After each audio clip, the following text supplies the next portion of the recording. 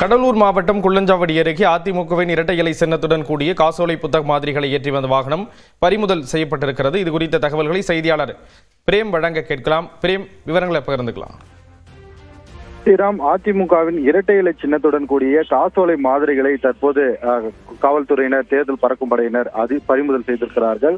குறிப்பாக அதிமுகவின் தேர்தல் அறிக்கையில் ஒவ்வொரு குடும்பத்திற்கும் 10,000 ரூபாய் வழங்கப்படும் எனவும், மேலும் மகளிருக்கு மாதம் 2,000 வழங்கப்படும் என அறிவிக்கப்பட்டது. இந்த நிலையில் கடலூர் மாவட்டம் குள்ளஞ்சாவடி அருகே தேர்தல் பறக்கும் படையினர் வாகன தணிக்கையில் ஈடுபட்டிருந்த போது டாடா ஏசி வாகனத்தை சோதனை மேற்கொண்டனர். அந்த வாகனத்தில் இரட்டை இலை சின்னத்துடன் கூடிய 10,000 ரூபாய் மற்றும் 2,000 ரூபாய் மாதிரி காசோலைகள் இருந்தது கண்டுபிடிக்கப்பட்டது. அதனைத் தொடர்ந்து வாகனத்தையும் அந்த காசோலை மாதிரிகளையும் தற்போது வடலூர் காவல்துறையினர் பறிமுதல் செய்து தற்போது தேர்தல் பறக்கும் படை அதிகாரிகளுக்கு ஒப்படைத்திருக்கிறார்கள்.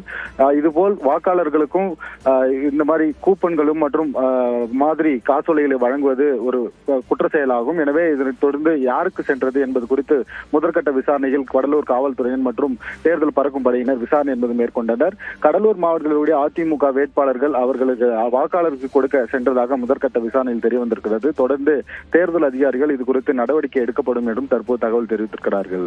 ஸ்ரீராம், விவரங்களை வழங்கியதற்கு நன்றி பிரேம்.